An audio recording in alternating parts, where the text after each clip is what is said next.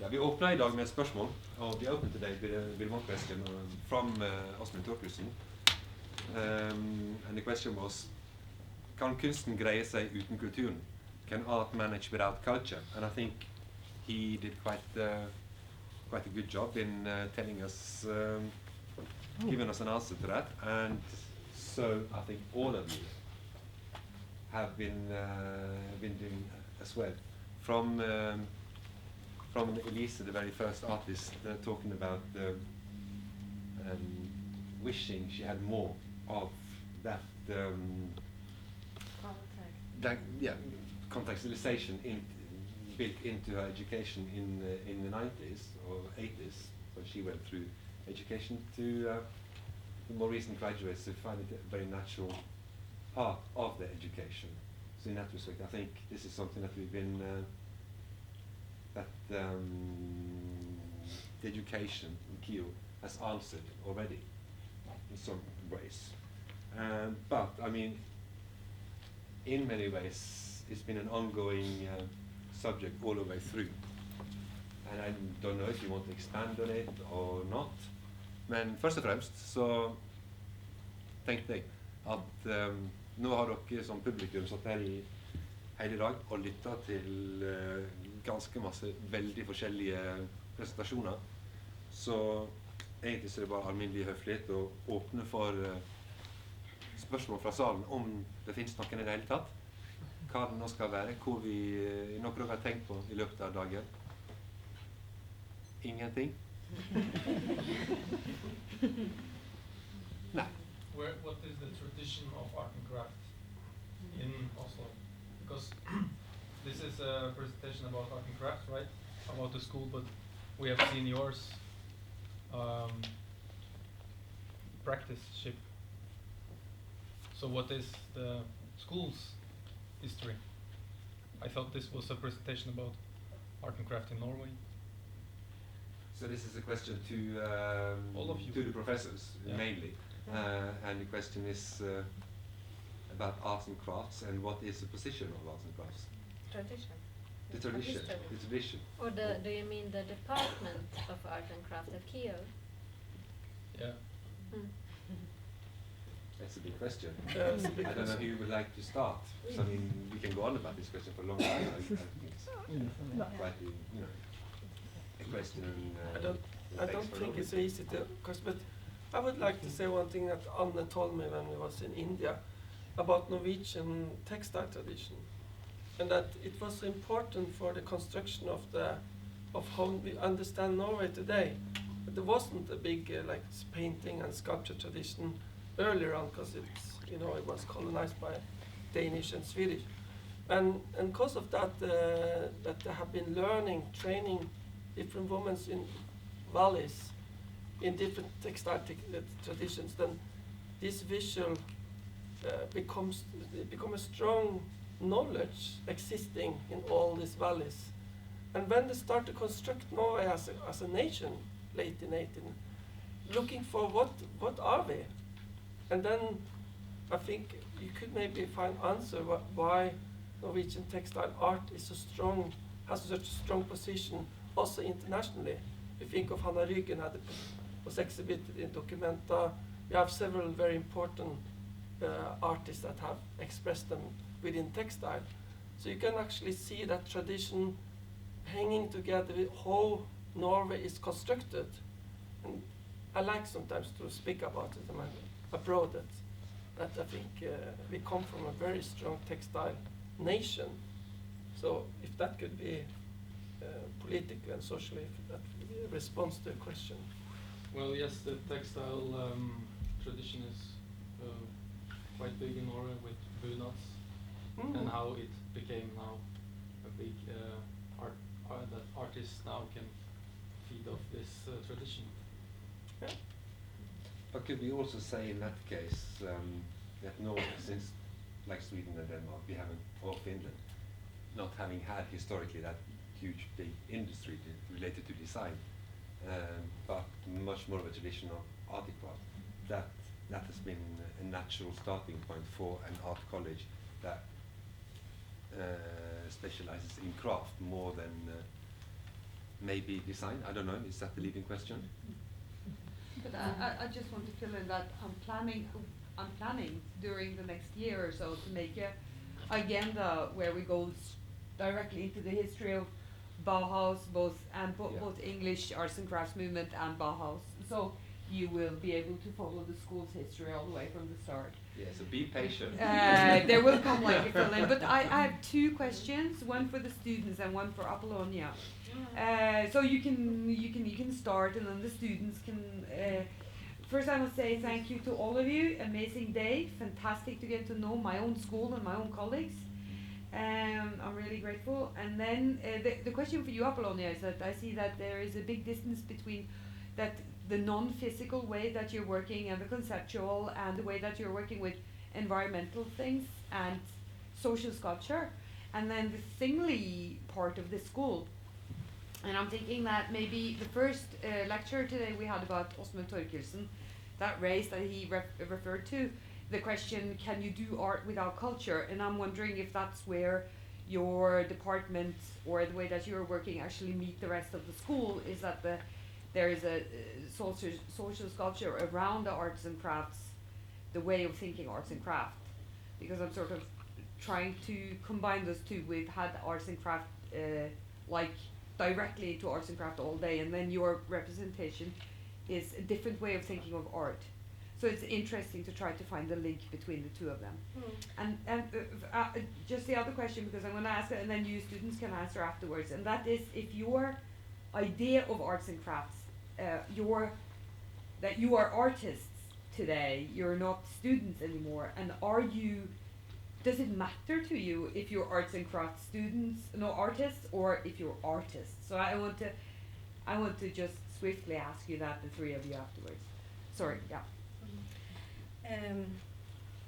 Yeah, I thought I kind of touched upon that a little bit with the idea of the expanded field when I tried to say that it's not only Bauhaus tradition that is that we are trying to relate to within arts and craft, but actually that is or might be developed further on. And I would say that there are certain moments in history where, within art history, where actually different positions of artists has been questioned. I guess I come in the time when perhaps art has a certain problem or certain uneasiness with audiences and the way to relate to audiences. So I believe that at that time the new forms of representation came into place again. And so it's, maybe nothing new, maybe renewed or whatever. But I would like to address the idea of interdisciplinarity perhaps today, of how we can see that even the works of people who has been perhaps starting up with ceramics and ceramic artists or textile artists, either they conceptualize their work not only through material but other aims, but as well they would be I would think that they involve other medium into their work. So it's not specifically and only related to one thing. It's actually we use forms and means of expression that we believe as artists we can say something to the world, let's say. And I think it doesn't really matter. But it is, of course, also fascinating that nowadays I observe the younger generation, that they are very much again into production of object and the questions around materiality. And that's not probably out of nothing. You could have some sort of social analysis around this, and has to do probably with the time we are living in.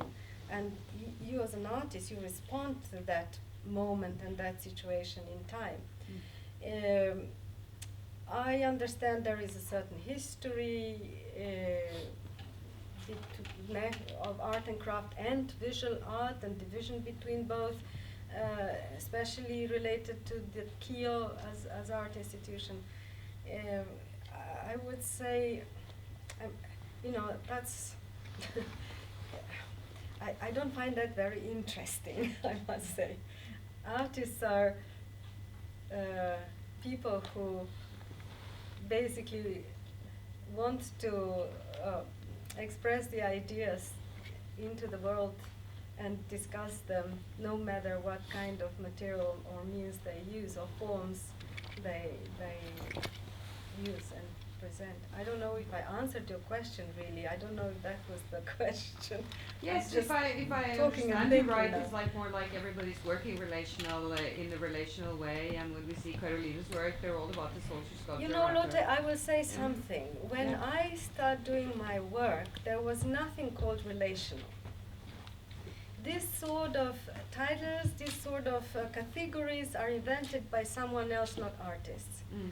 I'm sorry to say this. And this sort of kind of trying to put you into a specific category is because they want, it's their aim to categorize, not mine. Mm. And, I can, maybe I decide to be a filmmaker tomorrow, whatever.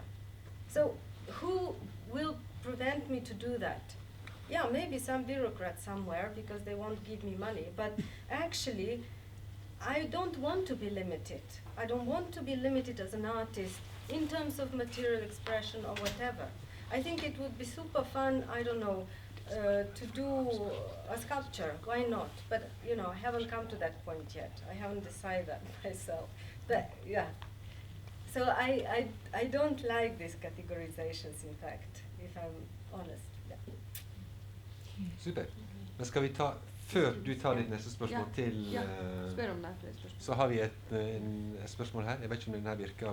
Hallo? Ja, det går bra, Ja. men det er ikke egentlig et spørsmål heller. Nei, det er en kommentar. Det er egentlig bare, sorry, yeah, I'll take it in English. Okay. It's just actually a following up thing, because we've heard about some sort of shift in the art and craft, and I think there were a shift when we started to become master and bachelor in 2005, because then we also started to have theory, contextualization in a much broader sense. We started slowly, but it's up and running now.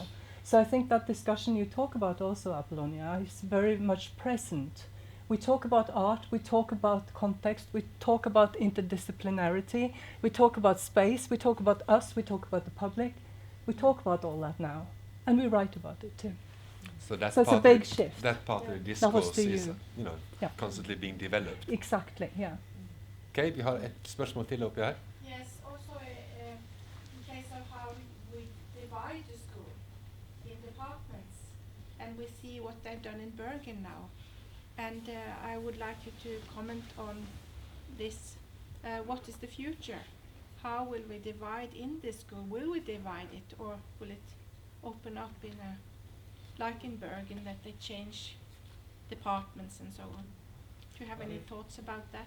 I think maybe Caroline is a good one to answer that with her experience from both institutions, maybe. Or Sure, even though I was studying in Bergen when it was still a ceramic department when I was there, so I don't really know how that has changed afterwards. I haven't really visited since I finished my PhD. But what is your thoughts about this change?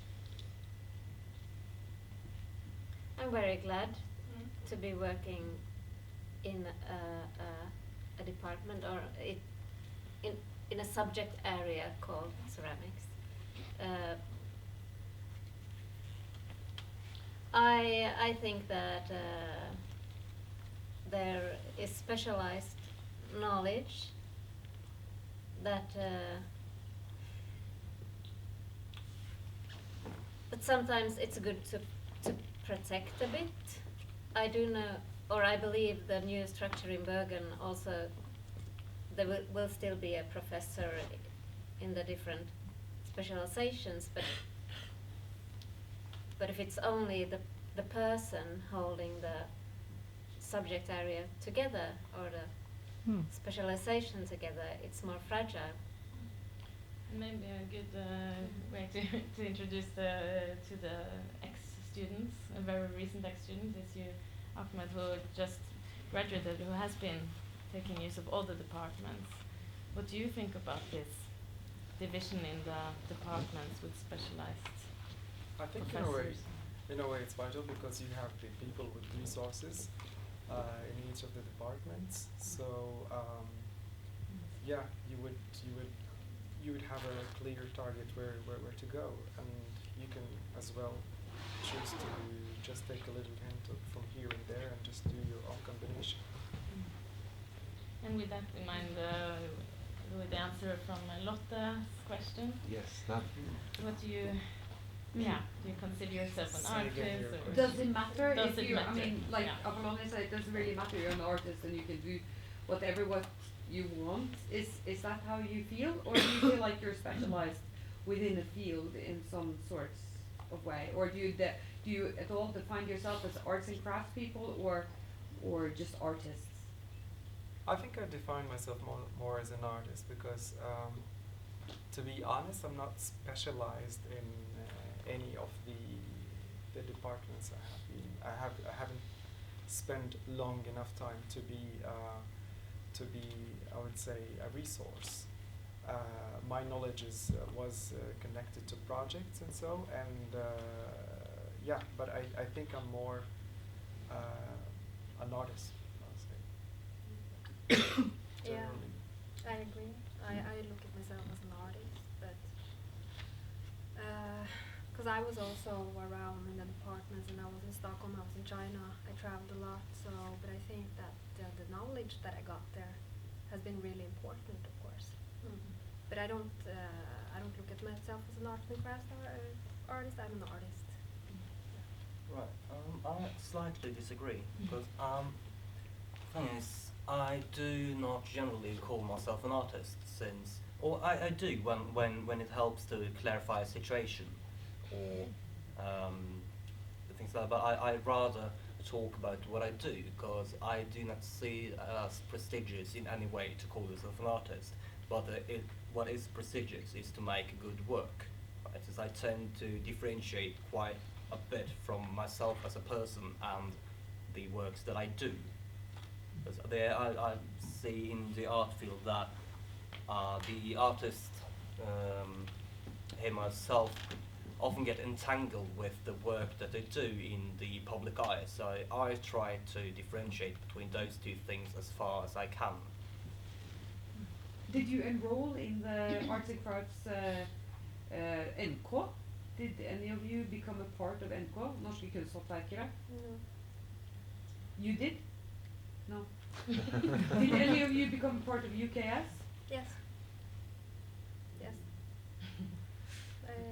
And yeah. before? Yeah. Well, it's a big thing in Norway because it's all about where you get your scholarships from, and all the time when I'm interviewing artists, older artists, this is what they talk about. It's like it's a very big difference for artists that are now maybe 50, 60, because they were really fighting to get acknowledged as artists when they were doing textile ceramics. And they would actually have big demonstrations outside Höstutställningen every year to get the acknowledgement to be a part of the public art square. So it's something that's happening, which is really important. But they totally, older women artists I've been interviewing are saying that when I say young artists tend to not become a part of the arts and craft department or movement, they say, good for them, they're artists. So they're really happy. Yeah. But I think it's a double-edged thing because It is. it's money there. So It is. I've also been asked, Isn't it? because Yeah. I went to that school and so why don't you apply there? But I don't feel that's how I work.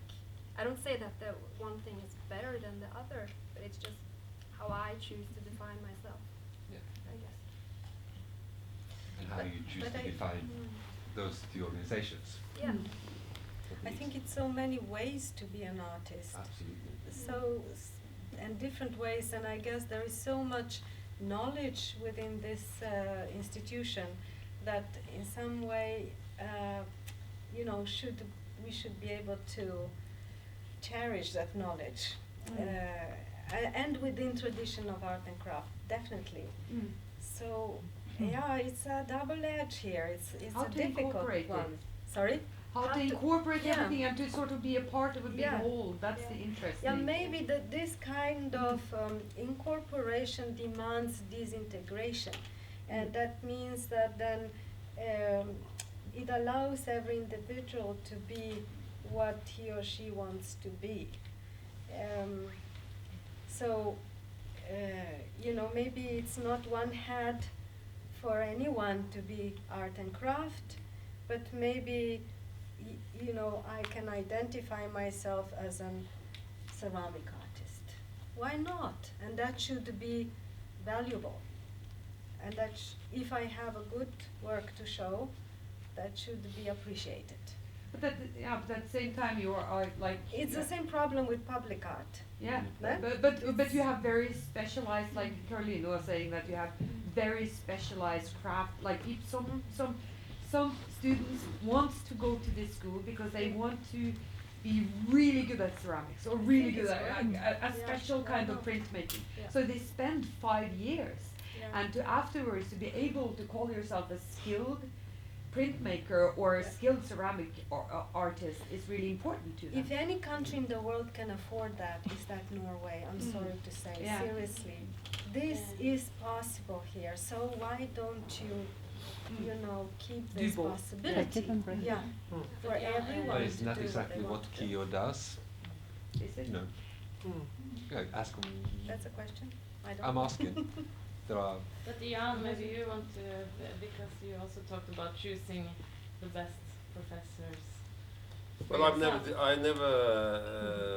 I've always thought of printmaking as art. And when you start discussing, okay, there are, like Lotte says, there you can spend 5 years going in depth into a media, right? Then you also have to think about, okay, we have to look at different angles. For example, with, you know, the art of print. There are artists making prints, there are artist printmakers making prints, and there are print makers. And we have 3 different categories to think about here, right?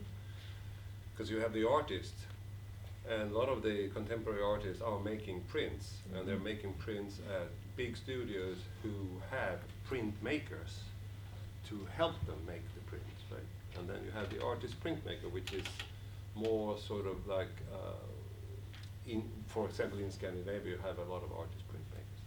But I think, as I said, I always thought about, you know, I always define myself within the art field. I never define myself as a craftsman, really. So.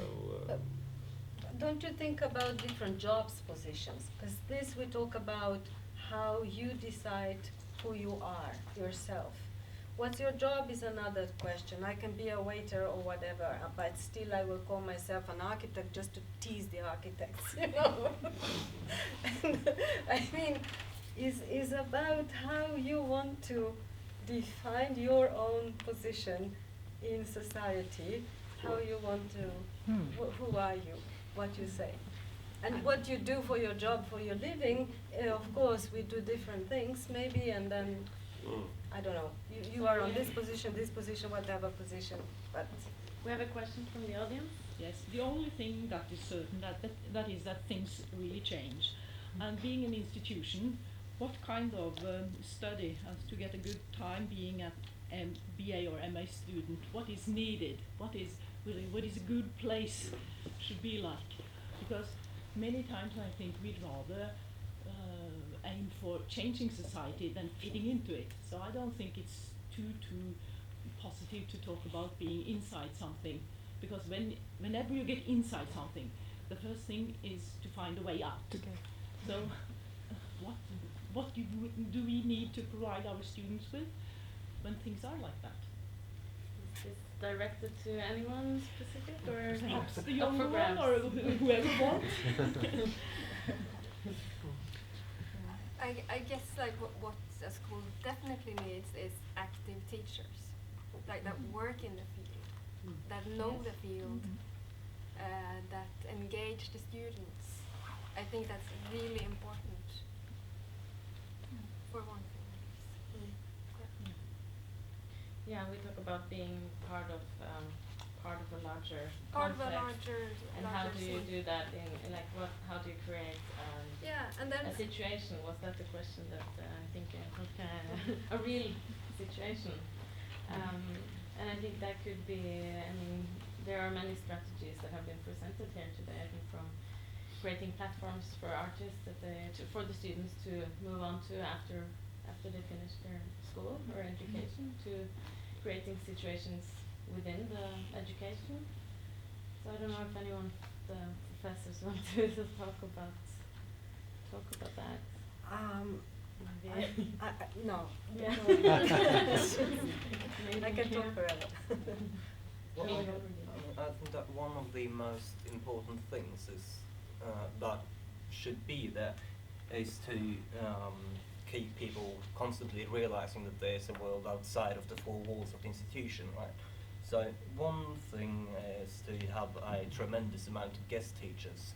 Not maybe because they will do big projects or anything like that, but you will remember that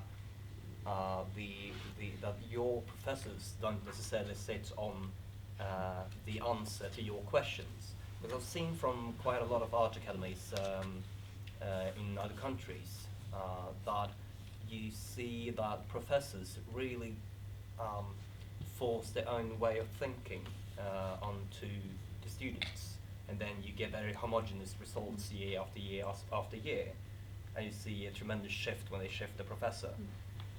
But enormous amounts of guest teachers, because you always need to keep things interesting, because we, as students in Q, we are quite spoiled, so it's easy to start doing nothing really, because you have all the when you have all the possibilities, you don't really need to do anything. That's the danger. So not getting comfortable is another way of saying it. Because a real situation maybe also include, as you mentioned, conflict and kind of the real world that is also the outside real school. world is filled with conflicts. Yeah, that's true. I think Apollonia had some good answers to that. Yeah. When she talked about her program, and it, for me at least, it's quite reassuring when you find it often more fruitful to operate or to visit other places, other realities outside the building, the physical space of the school. And I think that pinpoints everything in that respect. So The ideal school for me would be on the travel. Okay. All based on the travel. Den reisende folkehøyskole. Ja, Den reisende folkehøyskole. Okay, we are back to Okay, Ellen. We're on the go. Are there any more questions from the audience? I would like to. It was one question about the continuity and if it should be divided or it should be all together. And 3 weeks ago, I was with Hildur's Bjørnadotter's examen in Bergen, and around the table later on, he was talking about this difference, and they could tell some of the professors in Bergen could tell a textile part that used to be called textile, that they had really problem to collect enough students, and also the structure of the new school made it difficult for them to plan, because of course the tradition, let us say within also ceramic, I think, and others, that we need some continuity, both in knowledge, in sense of keeping knowledge going on, and developing knowledge, which also needs some conservative thinking. But another thing is, of course, the planning and to know to build up an environment for that specific field of knowledge. That the struggle within Bergen, as I understood, and maybe even there are resources to keep this knowledge up in Norway, because we are still quite, vi har større ressurser. Maybe, as I can see in other part of Norwegian society, that we have tendency to mimicking, economy from, let us say, Britain. So we would be able to put down a field of knowledge still we could afford to it, but we think, well, not enough people are interested, so then we should take it down, and that's very sad thing. At the same time, I have to be critical to our own position, because maybe we have quite many students in our own department not so interested in textile, and that have been a way to survive. So, but I think we are in a better track now. I see at least at our department that seems that the students are interested in textile. They are weaving, they're working with the print.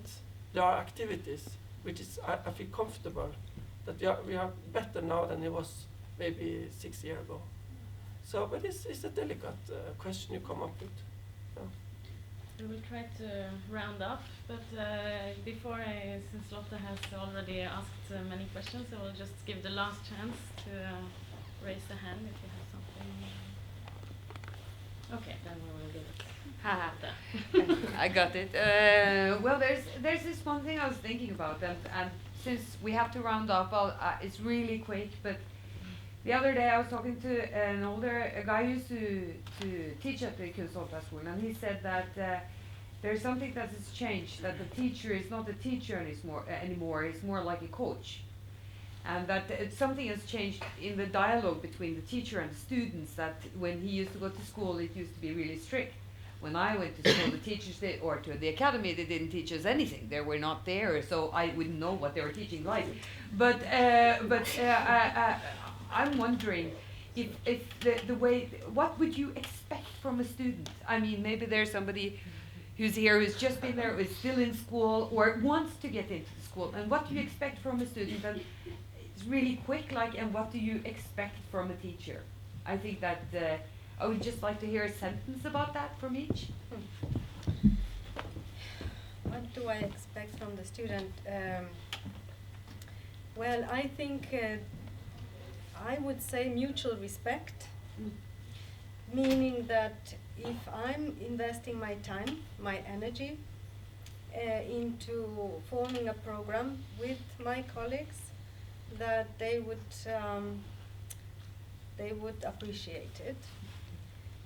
But there is a time where we can discuss it as well, and we can change it, and we can always transform it. But when there is something to work with, yes, I need some sort of confirmation from the student. I would also expect from students that, of course, they are aware of their own responsibility towards themselves, but actually also towards the group they are working with. I can't say that there is no hierarchy between us. Of course there is, but I tend to create situations where we would hear each other and critique and maybe good things to tell to each other. Carly. Sorry. Yeah, Jorge had this nice quote by Muhammad Ali that champions aren't made in the gym, they are made by finding or getting out something that's inside, a vision or a dream or a passion, yeah. And I think maybe because I've just spent this week in what we call midterm reviews, talking for the first time really with the students, and each of them presenting work and me looking at it for the first time and discussing with them. So I also see my task very much being about listening and looking and trying to get a sense of what that core or that vision or that dream is. And I don't expect it to be fully clear for anyone in the room, not for the student and not for me, but that's what this process is about. I think being in a school, trying to help the student getting in touch with that core, or yeah. Hans. A bit faster. Well, for me, at the moment try to do much as possible at the school, working there with my exhibition next week. And what I love is to see students there working. And it's fun. For me, that's, I think you can be talented and so on, so, but I always trust that I don't necessarily do something with read or just be involved in, and of course, there have been said respect and mutual respect, and so it's important. Just to see people work at the studio, I think is fantastic. I'm so glad every time I see it, late at night to early morning. Should be there always. Yeah. What do you expect of it? Teaching? Right. One of the my dearest moments from the 5 years at KEO was my very first semester evaluation.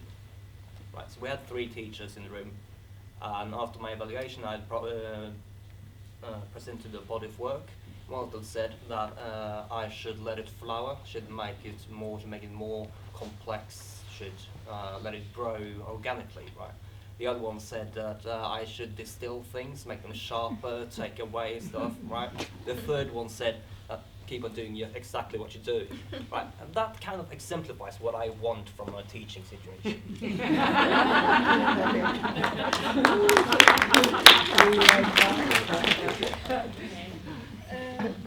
I agree. I think it's a huge question actually, but I guess respect and that they engage in the student, that they're interested, and also that they have a critical sense, that they are actually able to give the student critique. It's not easy to evolve as a student, I guess, if the teacher always says, yeah, you're doing good, you're doing good. So I think that's very important. I think they have, you both guys have said what I wanted to say, but I would add to that, using the right language to each individual student, because sometimes it could lead to like you losing the interest in what you're doing or so. An example of that is when I went to an exchange in Paris, even though it was one of the high-ranked schools and so, the language that they have used in criticizing my art it led in the end that me just losing the interest in doing what I was doing. So I think the language is pretty critical. Yeah.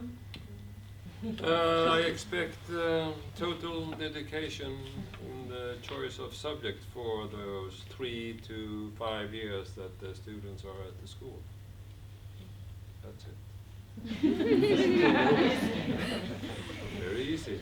Well, I want to round up by saying thank you to all the participating professor artists who have generously shared your own work, but also your own personal opinions about good and bad experiences with the school and ideas about the future, hopefully. So, yeah. I'd like to add to that. Thank you so much, Lotte, for actually creating this situation where we have an opportunity to meet an education.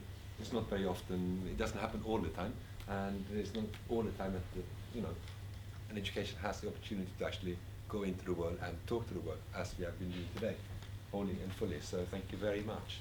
And thank you for being here. Thank you very much.